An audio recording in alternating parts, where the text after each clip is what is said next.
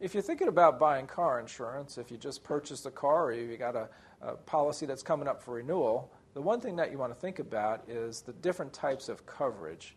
My name is James. I'm an insurance agent, and I always suggest that you speak with an insurance agent, or if you have a chance, maybe speak to the carrier or customer service and see what they think when you're trying to make decisions on the different types of coverages, because the higher the limits, the more the premium.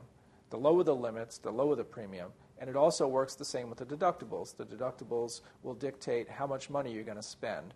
So what you should figure out first is what your budget is, and if you've got a budget for so much money per month or per year on your car insurance, then you could back in the different types of coverages. You've got bodily injury, you've property damage, uninsured motorist, personal injury protection, just to name a few. But the big thing is going to be how much money or how much insurance can you afford for the money. So I hope that that is helpful. And again, either speak to an insurance agent or call a 1-800 number, maybe even go to the internet and get some quotes, and then they'll give you a good understanding of how much money it's going to cost you to buy car insurance.